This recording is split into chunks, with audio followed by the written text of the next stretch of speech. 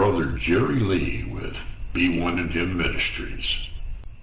Please be sure to like, subscribe to my channel, and leave a comment, and let everything that has breath praise the Lord.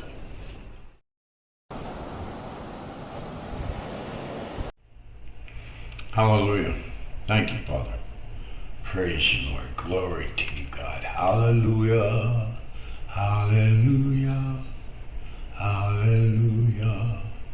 Praise you, Lord. Hi. Today's devotional is being crucified unto the Lord. Being crucified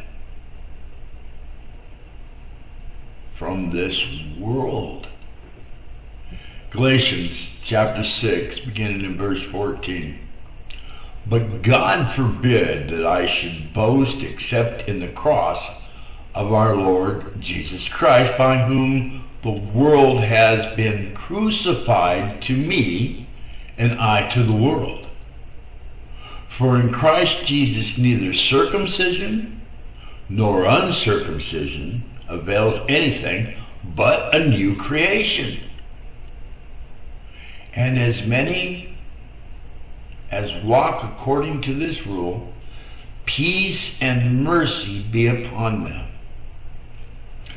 Paul was passionate for his Lord, and equally passionate that we understand and apply the truth of the whole counsel of God.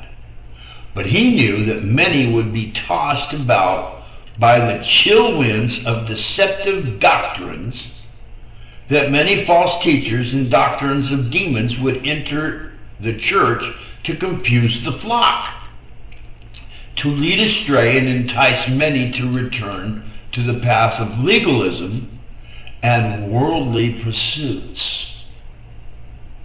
Paul wrote 6 passionate chapters to expose the dangers of legalism and to explain the delights of the gospel of grace, to equip us, the saints, to recognize deception, to exhort against the self-exaltation of ill-taught men, and to encourage believers to apply the truths that he himself had received from the Lord and had painstakingly taught them to us.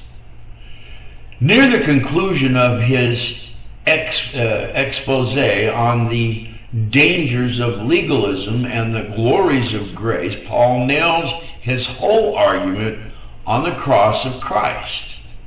He explains that the gospel is being distorted by the boastings of men who in their pride seek to draw other believers back to living under the law, which was nailed to the cross of Christ at salvation. It is so much more acceptable to men that are prideful to do something to add to Christ's work on Calvary. For if I keep some man-made rule, we argue, what wonderful credit I will receive.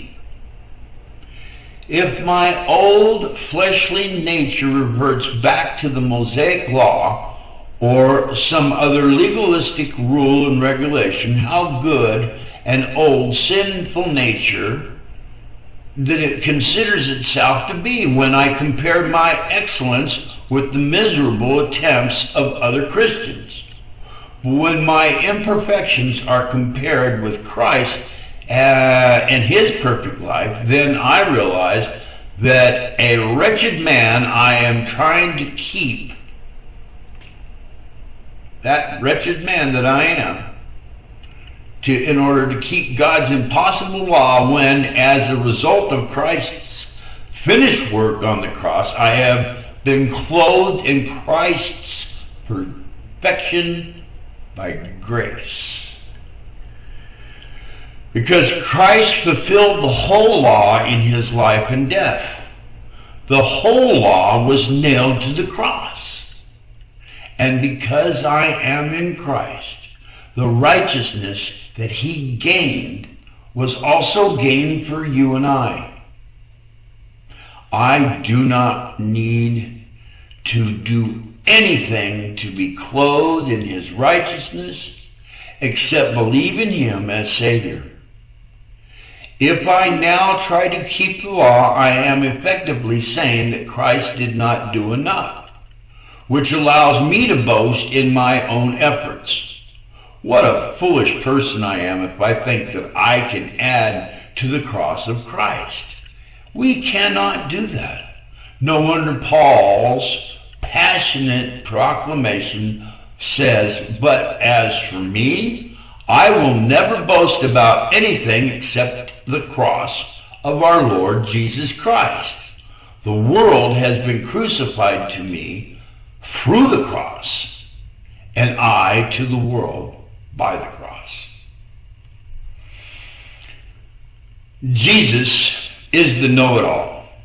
He is the answer. John 1:3 says, "All things were made through him," Jesus, "and without him," Jesus, "was not anything that was made." He made it all. So he knows it all.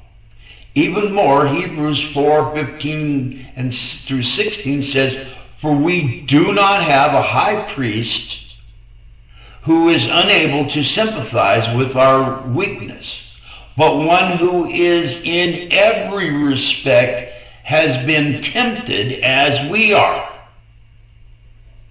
yet without sin. Let us then be confident and with confidence draw near to the throne of God, that we may receive mercy and find grace to help in time of need." Amen. He doesn't just have knowledge of the things he created. He knows us intimately, even knowing our hidden prides and struggles.